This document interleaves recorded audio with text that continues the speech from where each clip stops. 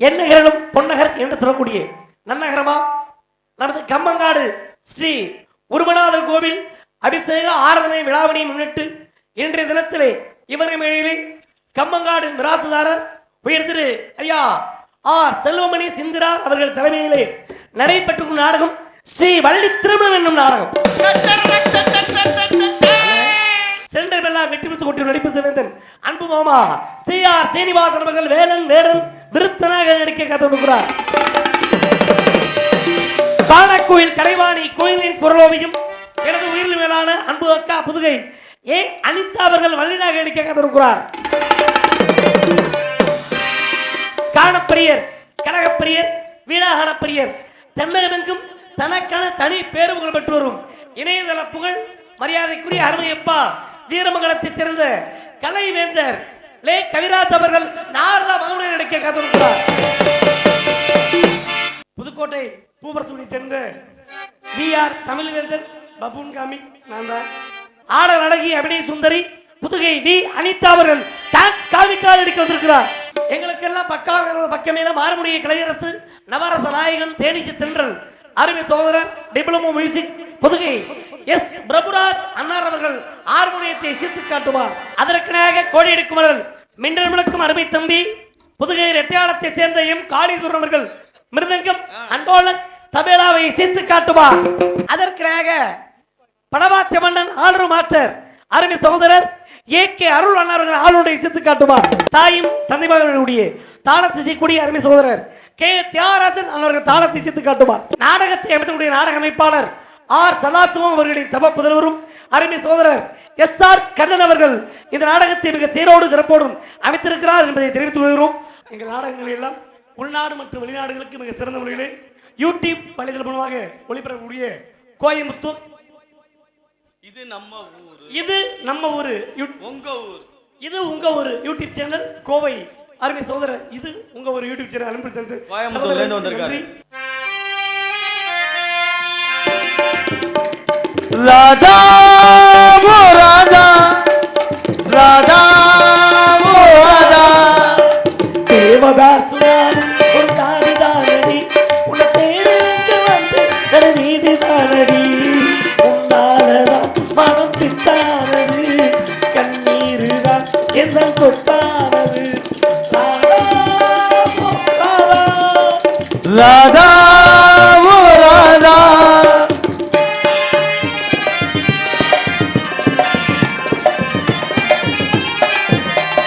கைப்படிக்கும் ஓவியம் கைப்பொடிப்பாயோ உள்மூச்சு வாங்க பைத்தியமா பைத்தியனே உன்னோடு வாழணும் இல்லாட்டிக்காக வெளியிட வரணும் தைசனம் தரணும் அழகிய கிளியே திருவடி தரணும் ராதா ஓ ராதா ராதா ஓ ராதா தேவதாசுவான் ஒரு ஜாடிதானடி உன்னை தேடி இங்கு வந்தேன் நடுவீதி தானடி உன்னாலதான் பித்தானடி நீருதான் எந்த சொத்தானடி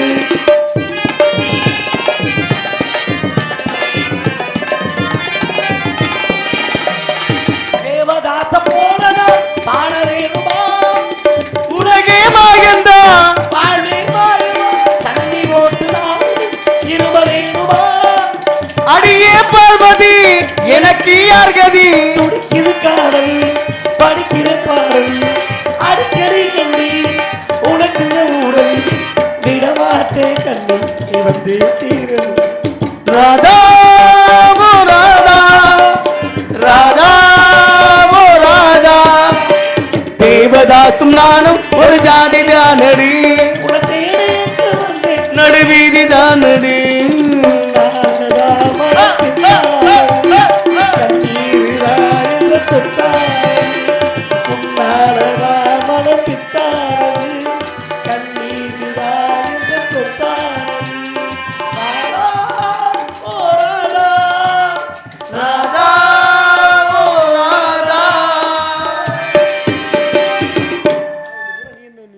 ஆவணி 3ஆம் தேதி நமது கம்மங்காடு கிராமத்திலே வள்ளி திருமண நாடகம் இருக்கிறது. இந்நாடகத்தில் தமயந்திரன் அவர்கள், வேலன் ஒருத்தன், நந்தினி வழிநாயகி, Perumal Raj Naradar, Raja buffoon comic, Kokila dance comic அனைவரும் இந்த நாடகங்கள் எல்லாம் கண்களுக்கு அன்புடன் அளிக்கிறார்கள். மண்ட மேல கொண்டு போன சாமி அறையா, மண்ட மேல கொண்டு போன சாமி அறையா, மனசாட்சி இல்லாத மிருகே வர்றா. மண்ட மேல கொண்டு போன சாமி அறையா, மண்ட மேல கொண்டு போன சாமி அறையா, எந்த முறையா வெட்டி வையா. கல்லிலே கலை வண்ணம் கண்டா, இரு கண் பார்வை மறைந்தாலும் காணும் பகுதந்தா. கல்லிலே கலை வண்ணம் கண்டான், பெண்ணொன்று ஆணொன்று செய்தான், அவர் பேச்சையும் மூச்சையும் பார்வையில் வைத்தார். கண்ணான இடம் தேடி வந்தோம், கண்ணான இடம் தேடி வந்தோம், கடமையும் ஆசையும் போராடி கொண்டோம். கல்லிலே கலை வண்ணம் கண்டான். வணக்கம். என்ன மீச வித்தியாசமா இருக்கு உங்களுக்கு? என்ன நீங்க மட்டும் வந்திருக்கியா? பாக்கலாம் வேணா, யார் வேணும்? எல்லாரும் இருக்கமுல்ல, சொந்தம் வந்தா எல்லாரும். என்னங்க உங்க ஆளுங்களா ரெண்டு பேரா தெரியுறாங்க? ரெண்டு பேரா திருறாங்க. ஆமா. எந்த ஊர்ல? என்னங்க புதுக்கோட்டை பஸ் ஸ்டாண்ட்ல வரும்போது பார்த்தேன், ராமர் வேஷம் ஆஞ்சநேயர் வேஷம்லாம் போட்டுட்டு பிச்சை எடுத்துக்கிட்டாங்க. டேய், அது சோத்தால் அடிச்ச பிண்டங்க, வயிறு வளர்க்க வழி தெரியல, சாமி பேரான பிச்சை எடுக்கிறாங்க. அவங்க வேஷத்தை போட்டு பிச்சை எடுக்கணும் ஐயா. அந்த வேஷத்தோட சாராய கடை சாராய வாங்க வரேன். அவங்க தான் வேஷத்தோட சாராய கடைக்கு போனாங்க. நீ எங்க போனாங்க? நானும் சாராய வாங்க தான் போனேன். எல்லா பயிலும் சந்திக்கிற இடம் அது சமத்துவம் பிறக்குதுங்க. அம்மா சமரசம் உலாவும் இடம். ஆமா, கொஞ்சம் கொஞ்சம் கூட போச்சுன்னா கொலவெளி ஆயிடுது. ஆமா ஆமா ஆமா. யாரு நீங்க? நீங்க யாரு? நான் மேலூர்ல இருந்து வர்றேயா. எவ்வளவு டிக்கெட்டு? மேலுலகம் தேவலோகத்துல இருந்து வருகிறேன். ஓ ஆமா, இங்க ஒரு சத்தம் கேட்டுச்சு. அந்த சத்தம் காவல் பார்த்துக்கிட்டு இருக்காங்க. ஆமா. உங்க பேரு? நாரத மகரிஷி, வைத்தியரப்பட சஞ்சாரி. திருச்சியில கஞ்சா வியாபாரி. யாராவே எடுபட்டவளே. சஞ்சாரம் அப்படின்னா எல்லா இடங்களுக்கும் உலாவுவது. திருச்சியில சஞ்சாரத்தை பண்றீங்க. திருச்சியில சஞ்சாரம் பண்றீங்க. சஞ்சாரம்னு அர்த்தம். எழுத்து ஒரு எழுத்து மாறினாலும் அர்த்தம் மாறிடும்ல. எங்கோ மனம் வீசுகிறது. ஏன் கோமணம் வீசுகிறது? சேர்த்து சொல்லும் போது அர்த்தம் மாறிடுது. அப்ப மாத்திரை கணக்கு தமிழ் இலக்கணத்துக்கு உண்டு. நெடிலுக்கு எவ்வளவு மாத்திரை, குறிலுக்கு எவ்வளவு மாத்திரை, வெய்யெழுத்துக்கு எவ்வளவு அப்படின்னு தன்மைகள் இருக்கு. நெட்டா வர்றதுக்கு மாத்திரை, சின்னமா இருக்குது மாத்திரை இருக்குது. ரொம்ப போய் ஆடுறேன். உன் பேச்சு சுத்தம் இல்ல. சிச்சி ஐயா, என்ன பேச்சு பேச? யார் நீங்க? நீ யாரியா முதல்ல? நாரதர் நீங்க. ஆமா. ஆனா நீங்க நாரதர் இல்ல. வேற என்ன? நீங்க யாரு எனக்கு தெரியும். எப்படி? நீங்க சமயக்காரர். ஓ, சமைப்பவர்கள். ஆமா, ஒரு பொருளை உற்பத்தி பண்றவங்க பிரம்மான்னு பேரு. அப்படி பார்த்தா சமயக்காரர்களும் பிரம்மாக்கள் தான். சமைக்கிறது அவ்வளவு எளிதான காரியமா? எனக்கு தெரியாதா? சமைக்கலன்னா என்ன தெரியுமா நிலைமை? எனக்கு சமைக்க தெரியாதா? நீனு சமயக்காரனா?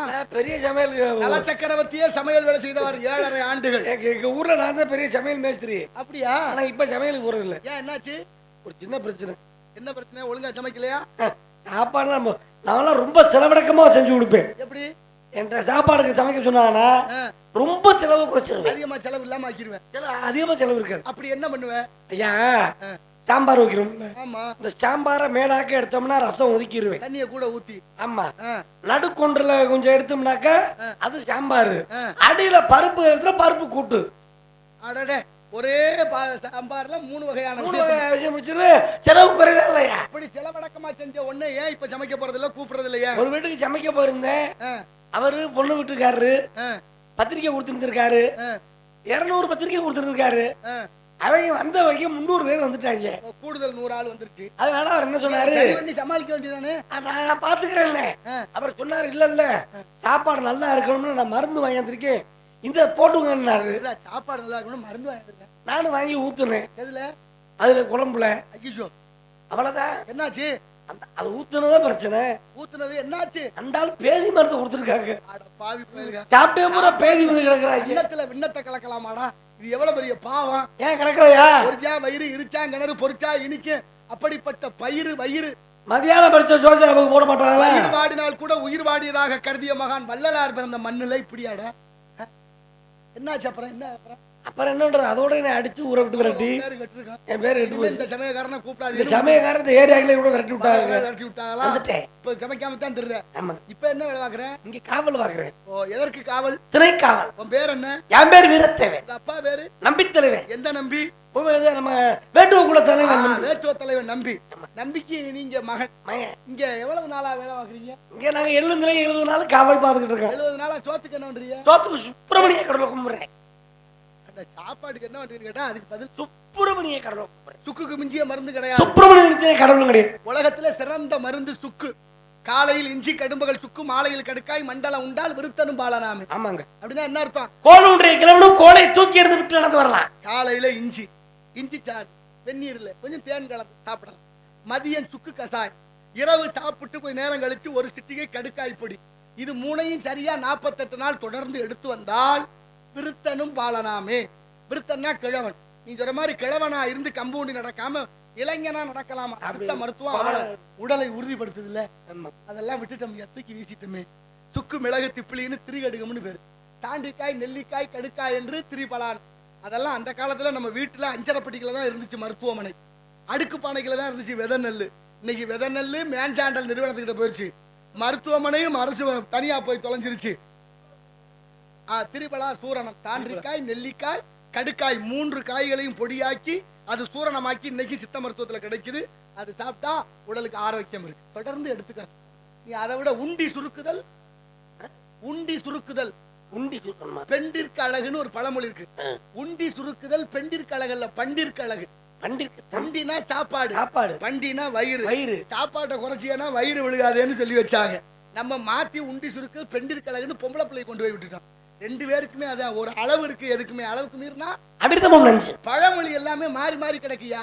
ஆமாங்க. தெரியுமா? கழுதைக்கு தெரியுமா கற்பூர வாசனைன்னு ஒரு பேர். கழுதைக்கு எதுக்கு கற்பூர வாசனை தெரியணும்? அதுக்கே தெரியும் போது அது என்ன அர்த்தம் தெரியுமா? கழுன்னு ஒரு புல்லு இருக்கு, அதான் கோர புல்லு. அந்த கழுன்னு கோரையை கொண்டு வந்து அதை கீறி அதை காய போட்டு அதை பதப்படுத்தி அதுல பாய் வைப்பாங்க. அதை கோரப்பாய். கழு தைக்க தெரியும் கற்பூர வாசனை. அதுல ஒரு கற்பூர வாசனை வருமா? கோரப்பாயில தான் படுக்கணும். அப்படி படுத்தா தேளு பூரா பாய்ச்ச இந்த விஷசந்து எல்லாம் வராது. இப்ப நாகரிகத்துல பிளாஸ்டிக் பாய போட்டு படுத்துட்டு கிடக்குறோம். அதுல இப்ப மெத்தையில போட்டு ஏறி கிடக்குது. ஆமா, மனுஷன் தரையில படுத்தாலும் இதே நோய் வராதா? தலை சாய்ச்சி படுக்கணும். வள்ளலாரே அப்படித்தான், பட்டினத்தாரே அப்படித்தான். ஒரு நாள் கோவணத்தோட போய் வரப்புல தலையை வச்சு படுத்திருக்காரு. பட்டினத்தார் தண்ணிக்கு போன பிள்ளைய 2 பேர்ல ஒருத்தி சொன்னா எவ்வளவு பெரிய கோடீஸ்வரன், எல்லாத்தையும் விட்டுட்டாரு. உண்மையிலே இவர் தாண்டி சாமியா இருந்தாலாம் ஒருத்தி. அதுக்கு இன்னொருத்தி சொல்ற அடிபாடி பைத்தியக்காரி என்னத்த சாமியாரா போனாரு, இன்னும் கொஞ்சம் பாக்கி இருக்குன்னா என்ன அப்படி என்ன பாக்கி இருக்க சாமியாரா போட்டாரு, எல்லாத்தையும் விட்டுட்டாரு. ஆனா படுத்தா தலைக்கு தலைகண வேணும்னு சுகம் தேவைப்படுது. தலையை வரப்புல வச்சிருக்காரு பாருன்னாலும் சாமிக்கு சுருக்குன்னு பட்டுருச்சு. இப்ப தலையை கீழே வச்சு படுத்துட்டாரு ஏகாந்தமா. தண்ணிக்கு போயிட்டு தண்ணியை தூக்கிட்டு திரும்ப வரும்போது அந்த பொண்ணு இப்ப கேக்குறா, இப்போ ஒத்துக்கிறியா? சாமியாரி எல்லாத்தையும் எடுத்துட்டு பாரு தரையில படுத்துட்டாரு. அதுக்கு அந்த சாமி அந்த பொம்பளை பிள்ளை ஒத்துக்கல, இன்னமும் கொஞ்சம் பாக்கி இருக்குன்னா. என்னடி தரையில படுத்துட்டாரு, இப்போ உனக்கு என்னடி பாக்கி கிடக்கு? என்ன பாக்கி இருக்கு அப்படின்னா, ஊர் உலகத்துல நம்மளை பத்தி என்ன பேரான்னு காது கொடுத்து ஒட்டு கேட்கிறேன் பாரு. அந்த புத்தி என்னைக்கு போகுதோ அன்னைக்கு தான் அவன் முழு சாமியாருன்னா. வித்தாரமும் கடமும் வேண்டாம் மட நெஞ்சே முடியாது. நீ உண்ணுகிற உணர்வை கொடுக்கும்ல. ஒரு பெரிய நாட்டை ஆண்ட மன்னன் என்ன பண்றேன், நாட்டை ஆள வேண்டாம் இல்லற வேண்டாம்னு சாமியாரா போயிட்டேன். சாமியாரா எதுவுமே வேண்டாம்னு காவியை கட்டிக்கிட்டு ஊரா அங்கங்க ஏதாவது கொடுத்தானா வாங்கி சாப்பிட்டுக்கிட்டு இப்படி போன. ஒரு ஊர்ல போய் படுக்கிறாரு. ஒரு வீட்டு திண்ணையில படுத்திருக்கிறாரு. பாதி சாமத்துல எனக்கு நான் அந்த கதையை சொன்னதுக்கு அப்புறம் தான் இருமலே அதிகமா வந்துருச்சு. அவருக்கு தூங்க முடியாம இருமல் தூக்க முழிக்கிறார். இருமுனதுல தொண்டை வறட்சி ஆயிடுச்சு. தொண்டை வறட்சி ஆனா தண்ணி தாகமா இருக்கு. பாதி சாமம் முழிச்சு பார்த்தா எல்லார் வீட்லயும் எல்லாரும் தூங்குறாங்க. விளக்கெரியல, கதவு பூட்டி இருக்கு. பாதி சாமத்துல போய் தண்ணி கொடுங்கன்னு யார் வீட்டு கதவு தட்டுறது? கொஞ்சம் கவலையா படுத்திருந்தாரு. அவர் படுத்திருந்த திண்ணை வீட்டுக்கு பின்னாலே வெளிச்சம் தெரியுது. சரி, அந்த வீட்டுல யாரோ தூங்கல உலருக்கு ஏதோ வேலை பாக்குறாங்கன்னு போய் பின்பக்கமா போய் அந்த சாமியார் கேட்கிறாரு, ஐயா குடிக்க தண்ணி கொடுங்க, ஒரே இருமலா இருக்கு. படக்குன்னு ஒருத்தர் கொண்டாந்து ஒரு சொம்புல தண்ணி கொடுத்து, இந்த ஐயா கொண்டு தலைமாட்டில் வச்சு குடிச்சுக்க, ஓயாம தொந்தரவு பண்ணாதுன்னு அனுப்புனாரு. இவர் வந்தாரு, குடிச்சிட்டு தலைமாட்டில் வச்சு படுத்தாரு. கொஞ்சம் தூங்கினாரு. திரும்ப இருமல் வந்துச்சு. எந்திரிச்சாரு, கொஞ்சம் தண்ணியை குடிச்சாரு. தூங்கிப்படி பொழுது விடிஞ்சிருச்சு. பொழுது விடிஞ்சு பார்த்தா தலைமாட்டில இருந்த சொம்பு வெள்ளி சொம்பு. வெள்ளி சொம்பு குடிச்சிருக்காங்க. எப்படிப்பட்ட மனுஷன்! இப்ப இவருக்கு ஆசை வந்துருச்சு, வெள்ளி சொம்பு இருந்திருக்க நம்ம தலைமாட்டில இவ்வளவு நேரம், நம்ம வேலையா போச்சு, எடுத்துக்கிட்டு கிளம்பிடுவோம்னு வெள்ளி சொம்பை தூக்கி பைக்கில வைக்க போனாரு.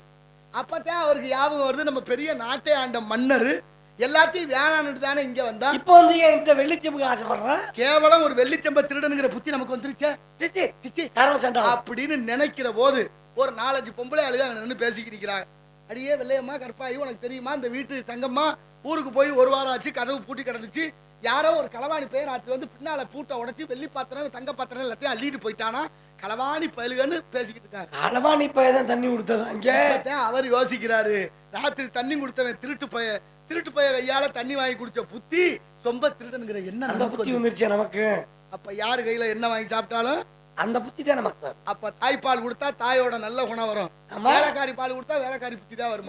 அதனாலதான் மண்ணோட தரம் வளரக்கூடிய பயிர் காட்டும் நல்ல குடும்பத்து பிள்ளைகளுடைய சொல்லை நடைமுறை பாவனை காட்டும். அது வள்ளுவர் சொல்றார், நிலத்தில் கிடந்தமை கால் காட்டும் காட்டும் குடியில் பிறந்தோட வாய் சொல். அது போட்ட கட்ட போட்ட என் தங்கச்சி வள்ளிராயும் எனது காதலியும் உள்ளே திணைக்காமல். வள்ளிக்கு இங்க ஒரு விசேஷம் நடக்க போதியா? என்ன போங்க எப்ப நல்ல விஷயம், திருமணம் நடக்க போகுது. யாரு எங்க அப்பா அப்படின்னு சொல்லவில்லை. அந்த பையன் உங்க அப்பாவுக்கே தெரியாது. நான் தான் உங்க அப்பாவுக்கு மேல இருந்து கல்யாணம் பண்ணி வைக்க போறேன் உங்க தங்கச்சிக்கு. தெரியுமா? பள்ளிக்கு திருமணம். எல்லா கல்யாணத்துக்கும் போனீங்கன்னா நீங்க என்ன பண்ணுவீங்க? அச்சதை தூவி ஆசீர்வாதம் பண்ணிட்டு வருவீங்க. ஆனா இங்க அப்படி இல்ல. எல்லாரும் வந்து இந்த பொண்ணு மாப்பிள்ள காலில் விழுந்து ஆசீர்வாதம் பெற்று செல்ல வேண்டும். அந்த அளவுக்கு என் தங்கச்சி. ஆமா, தெய்வீக திருமணம். மண்டபத்துல கல்யாணம் நடக்குது, மணவரையில பொண்ணு மாப்பிள்ள. அச்சதைன்னு ஒரு அரிசி மஞ்சள் கலந்து மலர் தூவி கொடுப்பாங்க. அதை சேர்த்து கட்டி மேளம்னு அந்த அந்தனர் தாலி எடுத்து கொடுத்தோன்னா மாப்பிள்ள தாலி கட்டும் போது என்ன செய்யறான்? மாப்பிள்ள தாலி கட்டும் போது கொண்டு போய் பின்னாடி கட்டுறோம். எல்லாரும் போடுறோம், அச்சதையை போடுறோம். எப்படி போடுறீங்க? இந்த கடைசியில இருந்துக்கிட்டு அந்த கடைசிக்கு விட்டு வீசுறேன். எதுக்கே இருக்கேன் மண்டையில பட்டு அவன் மண்டையில தான் விழுகுது. பொண்ணு மாப்பிள்ள மேல கொடுத்து அப்படி கொடுக்க கூடாது. அச்சதைனா என்ன அர்த்தம் தெரியுமா? போடுறோம். அச்சதைனா என்ன அர்த்தம்? சதைனா குத்துவது, அச்சதைனா குத்தப்படாதது. நெல்லை குத்தாம ஊற வச்சு உரிச்சி எடுத்து அதுல மஞ்சள் என்ற மகாலட்சுமியை கலந்து மலர் சேர்த்து கிட்ட போய் வரிசையா ஒவ்வொருத்தரா பொண்ணு மாப்பிள்ள தலையில அப்படி தூவுனா அதுக்கு மகிமை அதிகம். அப்படி இருந்த மாண்பெல்லாம் கேட்டா அதுட்டான் கர்நாடகம். இப்படியே பேசி கல்யாணம் பேசி என் மனசு இருக்காது. சரி, அது போட்டேன். கல்யாணத்தை சொல்லி என் மனசை நீங்க பாதிக்க விடாதீங்க. என்னையா உனக்காச்சு? நானும் காதலிச்சேன் ஒரு பிள்ளைய. சரி, நல்ல விஷயம் தானே. போய் எங்க அப்பாட்ட சொன்னேன், அப்பா அந்த பிள்ளைய காதலிக்கிறேன், என்னை கல்யாணம் பண்ணி வைப்பான்னு. சரி, நடக்காதாரு. நீங்க இதுவே காதலிக்கிறீங்களான்னு கேட்டேன். அவன் எங்க அப்பா எப்படி போட்டு கேட்டேன். அதனால என்ன சொல்ற, அது உங்க தங்கச்சி ஒண்ணு.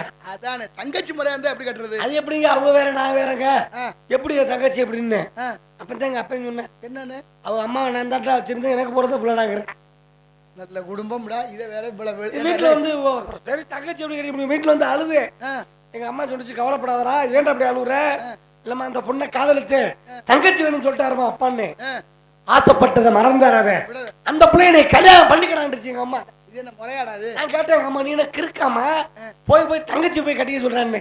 அப்பதான் எங்க அம்மா ஒரு உண்மையை சொன்னுச்சு. உங்க அம்மா என்ன சொன்னுச்சு? நானே உன்னை உங்க அப்பனை பக்கத்துல பக்கத்துல உட்காரத பெற்றேன். இறகம்டா. இது ஒரு குடும்பம், இது ஒரு பெருமையா அருமையான குடும்பம். நல்ல குடும்பம். கல்யாணம் பண்ணிட்டேன். கல்யாணம் பண்ணிட்டியா? அதே பிள்ளைய கல்யாணம் பண்ணி என்ன பண்ணுது? அதே பிள்ளைய கல்யாணம் பண்ணி பிள்ளையும் பிறந்துச்சு எங்களுக்கு. என்ன பிள்ளை? பொம்பளை பிள்ளை. ஓ சரி, பெண்ணுதான் குலத்துக்கு குல விளக்கு. நல்ல யோகமான பிள்ளை. ஆமா. போய் சாதம் பார்த்தேன். என்ன இருந்துச்சு? இது யார என்ன சொல்லி கூப்பிடுதா அவங்க செத்து போயிடுவான்ட்டேன். ஐயா, என்னடா இப்படி மோசமான சாதகம்? யோகம் இல்லையாடா? கத்தி புத்தி வரையில தாத்தா இருந்துச்சு. என்ன சரி? எங்க அப்பா உழவுச்சு. அடுத்து பாட்டியும் இருந்துச்சு, எங்க அம்மா உழவுச்சு. அப்புறம் அப்பதான் நான் நினைச்சேன், நமக்கு புள்ள புறக்கல குட்டி சாத்தா பிறந்திருக்கணும். சிறப்புடா. அப்பா இருந்துச்சுல்ல முடிஞ்சு போச்சு. யார் செத்தது? சேர்த்து விட்டுக்காரன். பணம் கெட்ட குடும்பம்டா. இது குடும்பமாடா, கூட்டு போறீங்களாடா? என்னடா இது கதை? இது தயார் பண்ணிக்க நல்லா இருந்தா உனச்சனா. சரி, அது போட்டேன். வள்ளிய பார்க்கணும். அது என் தங்க இது காதலி அழைத்தது. சரி, கூப்பிடுங்க. காதலி. ஆயா எதுக்கு கூப்பிட்ட? பாமி நாரதர் வருது இருக்கறா. நம்ம எடுத்துக்கா. பாத்தீங்களா? பேசுனீங்களா? நல்லா பேசினாரு. எனக்கு பயமா இருக்குது. ஏன்? சாமினாவே எனக்கு ஒரு பயம். பயப்படாத. ஏங்க? குறிப்பிட்ட சாமி இல்ல, ரொம்ப நல்ல சாமி. பிரம்மச்சாரி பிரம்மச்சாரி அன்னைக்கு வரலாம்.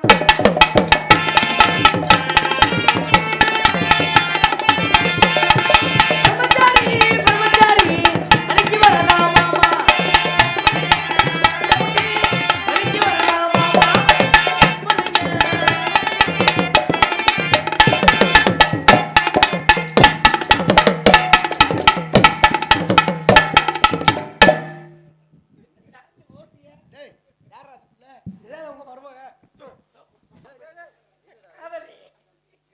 உறவு முறை கொண்டாடி இருக்கீங்க. ஆடி பாடி வரவேற்றது மிக்க மகிழ்ச்சி. உள்ளமே புலகாங்கிதம் அடையுது.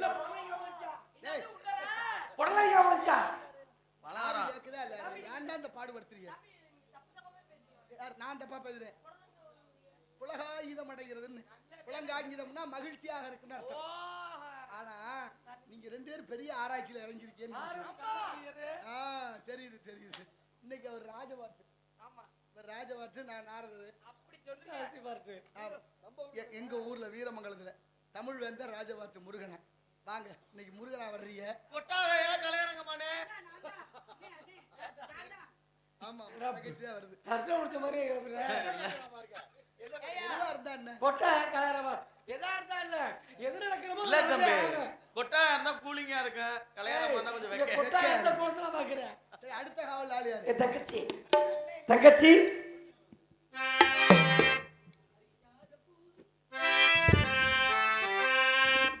பாரிஜாத பூவே அந்த தேவலோகத்தேனே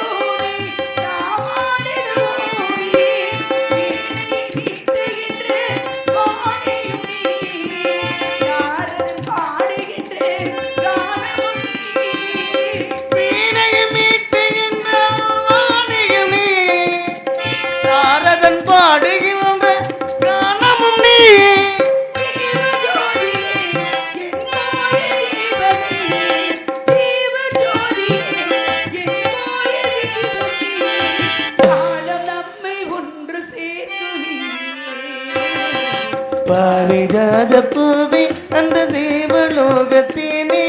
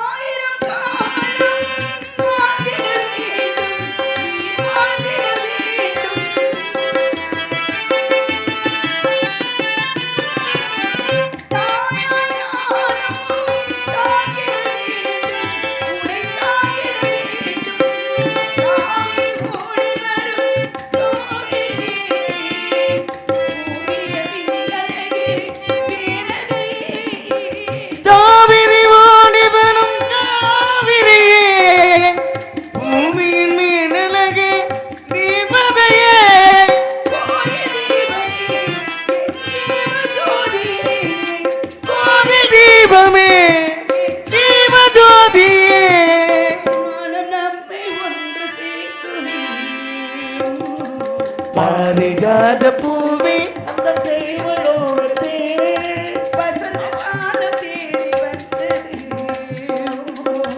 மதனராக பாட வந்தேன்.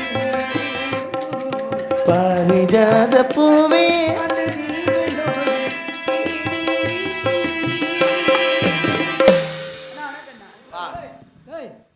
கலையரங்கமா குட்டாயன்னு கேட்டோம். எதுக்கு பாடுனீ கருத்து போடாம அண்ணா அண்ணா என்னடா மீசா கண்ணுக்குள்ள இருந்து வந்திருக்கு? கண்ணுக்குள் மீசி வளருது. நல்லா வளரட்டும் சுவாமி. சாமி வாங்க.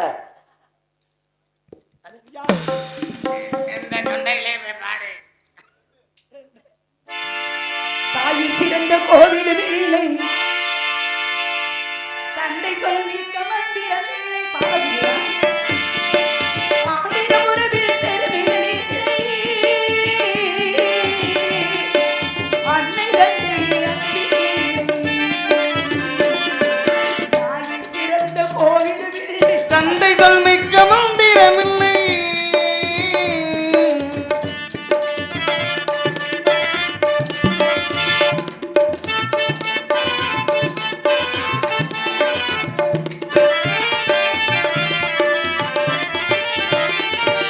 தன்னலமற்றது தாயின் நெஞ்சம் தாய்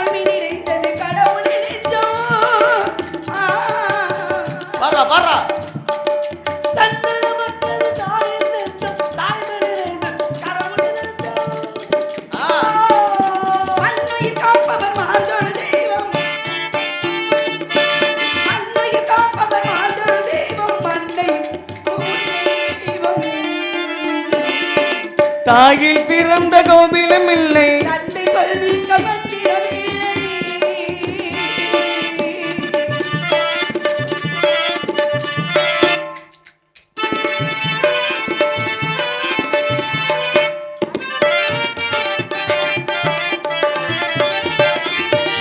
பொறுமை சிறந்த பூமி உண்டு, பூமியில் தாய்மரம் ஒன்று. பொறுமையில் சிறந்த பூமியும் உண்டு, பூமியை மிஞ்சும் தாய்மரம் உண்டு. ஓ, கோவில் ஒன்று, குடும்பத்தில் ஒன்று. கோவில் ஒன்று, குடும்பத்தில் ஒன்று. கருணை தாயும் கடவுளும் ஒன்று. தாயே சிறந்த கோவில் இல்லை. தந்தை தொல்மிக்க மந்திரமில்லை. ஆயிரம் உறவில் பெருமைகள் இல்லை. அன்னை தந்தையே அன்பின் எல்லை. தாயே சிறந்த கோவில் இல்லை. தந்தை சொல்மிக்க மந்திரம் இல்லை. வருக வருக வருக வருக நாரதர் மகரிஷியை வருக, கலைவாணியின் மைத்திரை வருக, பிரம்மாவின் தம முதல்வனே வருக வருக என்று வருவேன். இந்த வள்ளியாகி என்னுடைய சிறிய வரவேற்பை உங்கள் மனமாற ஏற்றுக்கொண்டு இந்த இடத்திற்கு என்னை இந்த பைத்தியம் எல்லாரையும் பார்க்க வந்த காரணத்தை சீக்கிரம் நீங்க ராஜபர்ட் என்னடா உனக்கு எந்த கேஸ் மடப்பையில போற வரைக்கும் குடிக்க தண்ணி வேணும் தானே. சீ, வாடா இங்க. என்ன வேலை பார்க்குற இப்படி எவ்வளவு உயர்வா பதவி உயர்வா நீ ராஜ நடிகராக இருக்கிற ஓடி சொல்றேன். அவர் தான் வர இன்னைக்கு ஒழுங்கா இருக்கணும். கம்பு கையில எடுத்துங்க.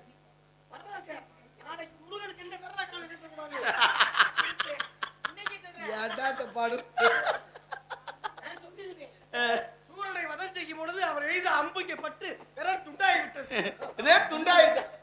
எப்படி பார்க்கலாம் சமாளிக்கிறான் பத்தியா. சரி சென்று வாருங்கள், பாருங்கள் வாருங்கள். நல்லது நல்லது, நல்ல பிள்ளை. கலை திறமை நிறைய. காசி மாநகரத்தில் சென்று ஹரிச்சந்திரனாக நான் வேஷமிட்டு நடித்த பெருமை அன்பு மகன் தமிழ்வேந்தனுக்கு உண்டு. காசியில போய் அதுக்கு தமிழ் பவளக்குடி அர்ச்சுனன். காரணம் எங்க ஐயா எங்க வாத்தியார ஊர்ல தான் பாயசி கம்பெனி வச்சிருந்தோம். அம்பிகை நாடக சபான்னு பூவரச குடியில அதனுடைய வாசனை இங்க இருக்கு. காளி பெருங்காய டப்பா வாசனை பலமாக இருக்குன்னு இந்த மாதிரி அந்த ஞானம் உங்களுக்கு வந்திருக்கு. வாழ்த்துக்கள் வாழ்த்துக்கள், சென்று வாருங்கள். இன்றைக்கு சந்திப்போம். இப்ப பூவரத்து குடியில பகல்ல யமதர்மம் என்ன? எதுக்குடா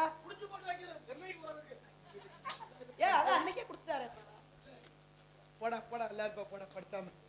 அழகான வரவேற்பு வந்தாரை வாழ வைக்க வந்தமிழ் நாடு. வேற்றுமையில் ஒற்றுமை காண்பது தமிழர் பண்பாடு, பண்பாடு குறையாமல் வரவேற்றதனால அகமகிழ்கிறேன்.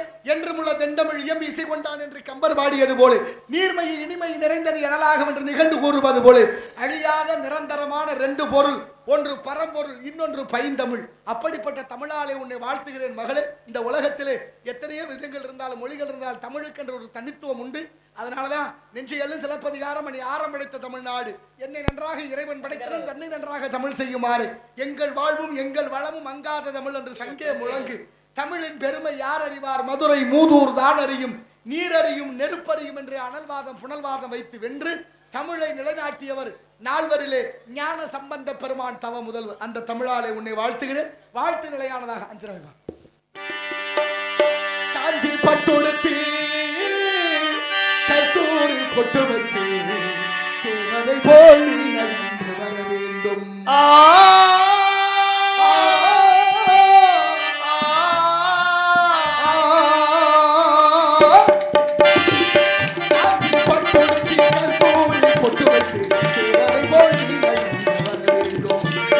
திருமகளின் திருவருளை பெற வேண்டும். திருமகளின் திருவருளை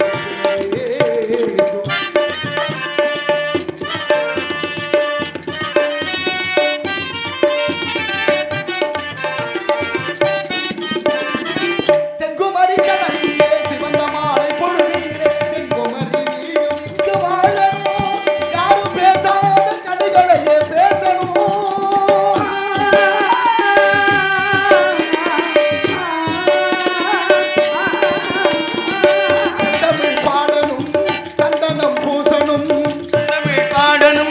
சந்தனம் பூசணும் சந்தோஷ ஊஞ்சலிலே ஆடணும் நானும் சந்தோஷ ஊஞ்சலிலே ஆடணும் காஞ்சி பட்டுடுத்தி கஸ்தூரி தேவதை போலே நடந்து வர வேண்டும்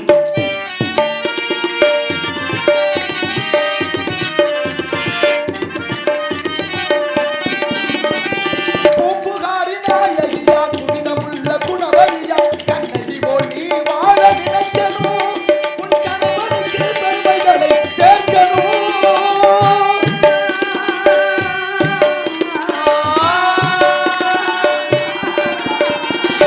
மாமியார் வாழ்த்தனும் மற்றவர்கள் போற்றணும் மாமியார் வாழ்த்தனும் மற்றவர்கள் போட்டனும் புகழை பாடணும் இந்த மாநிலமே உன் புகழை பாடணும் வாழ்வாங்கு வாழ்பவன் வானுரையும் தெய்வத்துள் வைக்கப்படும் என்பார் தெய்வ புலவர். பெருமைக்கும் ஏனை சிறுமைக்கும் தத்தம் கர்மமே கட்டளைக்கல். அவரவருக்கு வர்ற இன்ப துன்பங்கள் அவரவராளு என்று இலக்கியங்கள் எல்லாம் நமக்கு கற்பிக்குது. ஆனாலும் முன்னோர்கள் பெரியவர்கள் எல்லாம் இனி ஒரு பிறவி வேண்டான்னாங்க. ஆனா அரிதறிது மானிடராய் புறத்தல் அறியுது அதனும் அரிது கூன் குருடு செவிடு பேடு நீங்கி அதனினும் அரிது ஞானமும் கல்வியும் நிலைத்தல் அறியுது. இதெல்லாம் முருகப்பெருமான் கேட்க ஔவையார் சொன்ன பதில் வார்த்தை. சொன்னது கிளவிய பார்த்து இனியது எதுன்னு கேட்டார்.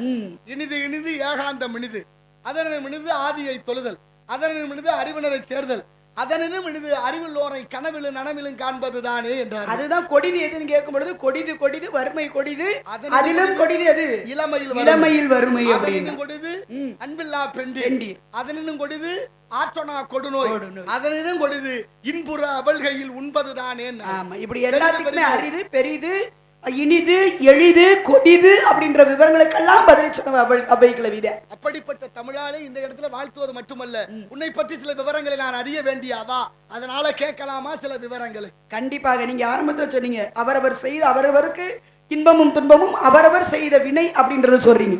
அதனால அரசன் அன்று கொள்வான் தெய்வம் நின்று கொள்ளும் அப்படின்ற ஒரு வார்த்தை ஒண்ணு இருக்கு. அரசன் அன்றே கொள்வான் தெய்வம் நின்றுதான் கொள்ளும். அதே சமயத்துல இன்னொரு சொல்ல எடுத்துக்கலாம், அரசன் அன்றே சொல்லுவான் தெய்வம் நின்றுதான் சொல்லும். நம்ம செஞ்ச வினையை தெய்வம் பார்க்கும். முதல்ல நீ 20 வயசுல ஆடுறியா ஆடு, 40 வயசுல ஆடுறியா ஆடு, அதுக்கு பிறகு உன் ஆட்டம் போதும், நம்ம ஆடிய ஆட்டம் போதும், இனிமே நமக்கு தேவை கிடையாதுன்னு ஓரமாக ஒதுங்கி நிற்கும் பொழுது இறைவன் அவருடைய ஆட்டத்தை ஆட ஆரம்பிப்பான். என்னைக்குமே மற்றதுக்கு பயந்து பயப்படலனாலும் மனிதர்களுக்கு பயப்படாவிட்டாலும் தெய்வத்திற்கு பயந்து நடக்கணுமா. அதனாலதான் அவன் பார்க்கல அவர் கண்ணு தானே அப்படின்னு நினைச்சுக்கிட்டு எதையுமே நம்ம நினைக்க கூடாது. அவருக்கும் கண் என்பது உண்டு. இந்த உலகமே அவருடைய பார்வையில தானே இருக்கு. அப்ப அவரும் அதை பார்த்துக்கிட்டே தான் இருக்காங்க.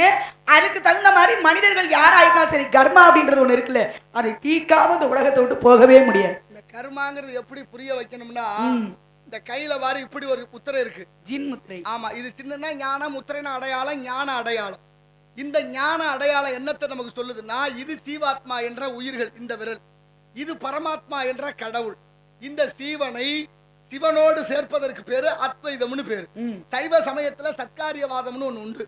அது உள்ளது சிதையாது இல்லது தோன்றாதுன்னு சொல்லுவார்கள். இப்ப இந்த 3 விரல் என்னன்னா இது ஆணவ மலம், இது கண்ம மலம், இது மாயமலம். மாயம் மாயவத்தையே நம்மளை அறிய முடியாமலே மயக்கும். கண்மம் எப்பவெல்லாம் கர்மம் நம்மளை தொடும். அடுத்த ஆணவம் தலை தூக்கி நிற்கும். அதனாலதான் இது 3 காட்டுது. பழைய காலத்துல கிழவிய பேசுற பேச்சிலே இந்த வார்த்தைகள் வெளிப்படுமா. ஒரு கிழவிக்கு ஒரே மகன், சொல்லு பேச்சே கேட்காத புள்ள, ரொம்ப செல்லம் கொடுத்து வளர்த்துட்டான். ஒரு நாள் மகன் வெளியில போயிட்டு வீட்டுக்கு வர்றேன், வந்தவன் திடீர்னு கிளம்பிட்டான். பக்கத்து வீட்டு அம்மா கேட்கறா, என்ன உன் மகன் வந்தேன் வேகமா கிளம்பிட்டேன், சாப்பிடலையா, எதுவும் சொன்னானா, இங்க போறேன்னு இங்க சொல்றேன், அவனா போறேன் அவனா வர்றேன், ஆணவன் புடிச்சுக்கிட்டு அலையிறேன் அப்படின்னா அந்த கிழவி. இப்ப ஆணவன் எங்க வந்துருச்சு, அவன் நடந்துக்கிற விதத்திலே வந்துருச்சு. அடுத்து ஒரு நாள் வந்தேன், சாப்பிடாம வேகமா போனேன், என்ன உன் மகன் வந்தது வரும்னு ஓடிட்டானே, சாப்பிடலையா, ரொம்ப அழகா சமைச்சு வச்சிருக்கிறேன், விளாம்பழ ரசம் வச்சிருக்கிறேன், இளநீர் பாயாசம் வச்சிருக்கேன், அப்பளம் பொரிச்சு வச்சிருக்கிறேன், இந்த பையன் சாப்பிட மாட்டேங்கிறேன், எங்கேயோ ஓடுறேன், எந்த ஹோட்டல்ல சாப்பிடறானோ தெரியல, அது நல்லா இருக்குமா, அந்த கர்மத்தை அவன் கர்மத்தை அவன் தான் தொலைக்கணும். அவன் கர்மத்தை அவன் தான் தொலைக்கணும். அவரவர் பெற்ற கர்மாவை தீரணுங்கிறது இதெல்லாம் பதில் வருது. கடைசியா ஒரு நாள் அந்த கிழவி கேட்டா, அவனுக்கு கல்யாணம் ஆயிருச்சு, வீட்டுக்குள்ள பொண்டாட்டிகிட்ட பேசிக்கிட்டு இருக்கிறேன். இந்த கிழவி கேட்கறா, எங்க உன் மையன் என்ன பண்றேன், அவன் சொல்றா முழி அப்படிங்கிற பாத்துக்கங்க, மாயையில முழிக்கிட்டு இருக்கிறாங்கிறா. மாயைனா எது, மனைவியே மாயைன்னு சொல்லப்படுது.